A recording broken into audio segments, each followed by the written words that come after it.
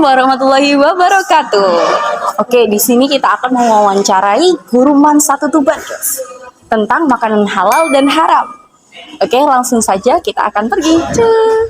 Di sini kita akan mewawancarai guru kita tentang makanan halal dan haram.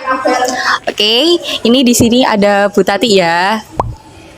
Assalamualaikum Bu. Waalaikumsalam warahmatullahi wabarakatuh. Oke, di sini saya akan menanyakan tentang sedikit makanan halal dan haram. Ya.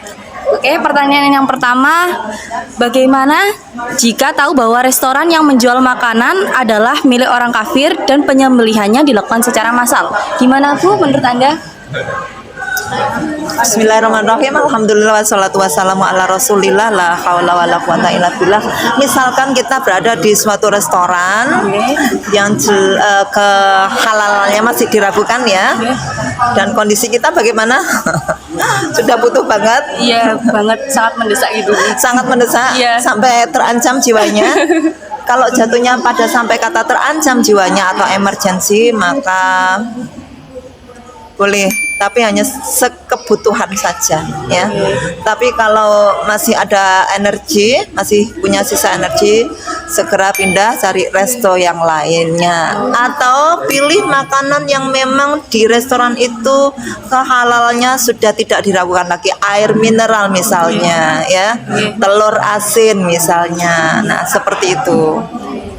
Oke, lanjut pertanyaan yang kedua, mengapa suatu makanan halal bisa dikatakan haram, Bu?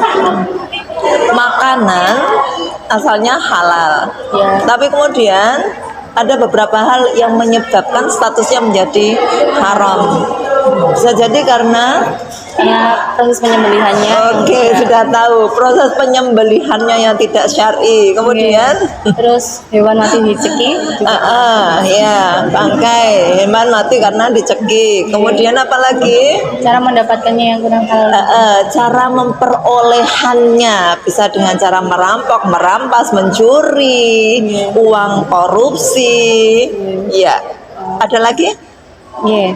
Pertanyaan yang ketiga. Di suatu negara, si A bekerja di luar negeri, lalu ia ingin memakan makanan yang di restoran, tetapi ia ragu untuk membeli karena berpikir penyembelihannya tidak menyebut nama Allah, walaupun binatangnya halal seperti sapi, kambing, ayam.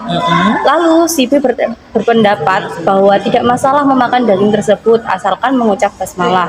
Apakah kita bisa menganalogikannya gitu, Bu? Iya. Saya pernah baca satu hadis yang diriwayatkan oleh Bukhari Muslim ya, bahwa suatu hari Sayyidah Aisyah itu mendapat kiriman makanan ya, yang beliau masih ragu apakah makanan ini diproses dengan cara yang halal atau tidak. Maka beliau datang kepada Rasul dan konsul, wahai Rasul, bagaimana ini statusnya, bolehkah kami memakan makanan ini? Jawaban Rasul, makanlah dengan mulai membaca basmalah. Nah, itu bisa kita analogikan dalam kasus yang seperti itu tadi. Oke, lanjut pertanyaan yang keempat ya, Bu. Ya. Di sini seorang YouTuber membuat konten tentang mukbang babi guling yang sedang viral. Padahal ia seorang muslim dan tahu hukumnya kalau babi itu haram. Bagaimana pandangan Anda, Bu? Astagfirullahaladzim, itu yang pertama ya. Jangan karena nuruti viral buat konten yang tidak bermoral. Ya. Bagaimanapun juga akidah kita itu harus kita jadikan benteng. Itu pendapat saya sangat tidak setuju sekali. Mukbang babi guling, Jadi haram gitu ya, Bu? Iya, itu bisa jadi dosa jariah. Kan ada unsur mengajaknya, promonya. Waliyatubillah. Oke, pertanyaan yang terakhir. Di sini seorang mendapatkan biawak dari hasil buruannya. Ia ingin mengelola biawak tersebut menjadi makanan dengan alasan sebagai pengobatan. Bagaimana itu, Bu? Pengobatan ya? Sebenarnya Allah itu tidak menempatkan sesuatu yang haram pada obat-obatan, gitu ya. Pada dasarnya seperti itu. Tapi kemudian kalau yang halal sudah diusahakan dan belum juga ada hasilnya, dan dia mendapat rujukan rekom dari orang yang ahli, dokter atau tabib atau yang lainnya, harus mengkonsumsi biawak, kadal dan lain-lain, iya, tokek, cacing, maka dalam hal ini insya Allah dibolehkan, ya, hanya dalam batas untuk pengobatan, bukan untuk cemilan, gitu, ya. Hanya dalam batas pengobatan. Kan kalau kita ikut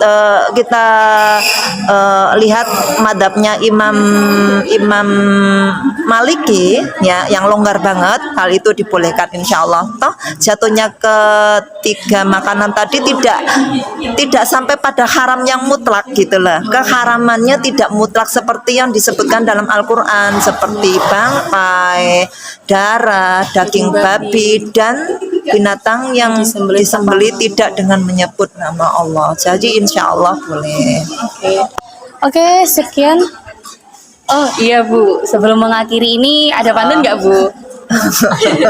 Atau kata-kata yang gimana gitu Bu buat makanan halal atau haram gitu? Oh, jalan-jalan dulu ta Paris.